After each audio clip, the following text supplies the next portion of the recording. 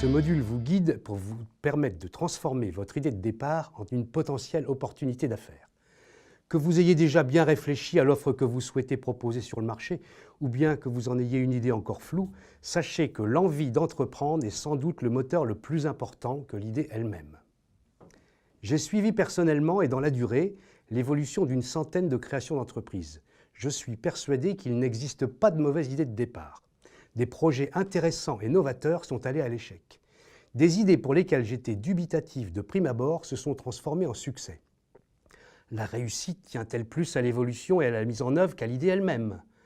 L'idée n'est qu'un point de départ. Si vous la confrontez aux avis de multiples personnes, des clients potentiels, des fournisseurs ou partenaires, des investisseurs, des banquiers ou des membres d'un organisme d'accompagnement, comme Réseau Entreprendre, vous allez modifier votre idée de départ, découvrir une autre clientèle, changer les caractéristiques de votre produit, faire évoluer le mode de distribution, etc. Votre idée, affinée, devenue une véritable opportunité d'affaires, n'aura peut-être plus rien à voir avec votre idée de départ. Si l'on donne une bonne idée à un mauvais entrepreneur, il en fera probablement un piètre usage. Si l'on donne une mauvaise idée à un bon entrepreneur, il la rendra meilleure et en fera un projet susceptible de réussir. Faut-il cacher son idée quand on se lance? J'ai parfois rencontré des créateurs d'entreprises très circonspects à parler de leur idée.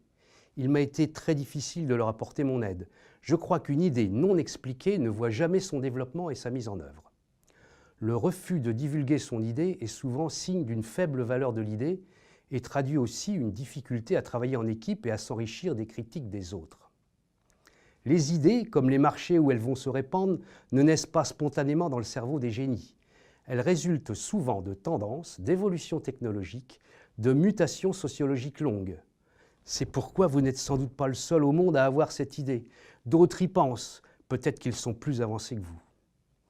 Mais si vous êtes capable de transformer l'idée en vrai business, qui répond aux attentes du marché, vous deviendrez le leader. Rappelez-vous que Google n'a pas inventé le moteur de recherche et que son précurseur AltaVista a été fermé il y a plusieurs mois, faute d'utilisateurs. Faut-il donc parler de son idée ? Les meilleures idées naissent progressivement de la confrontation avec les modestes avis donnés par ceux qui ont l'occasion de découvrir, expérimenter et faire un retour d'expérience sur l'idée elle-même.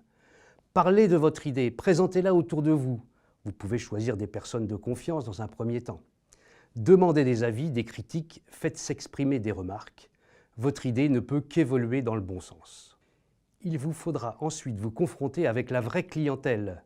Si vous ne testez pas régulièrement votre idée auprès des futurs utilisateurs potentiels, il y a de fortes chances qu'enfermé dans vos certitudes, vous tombiez amoureux de votre idée. Et comme tous les amoureux, vous n'en verrez plus les défauts.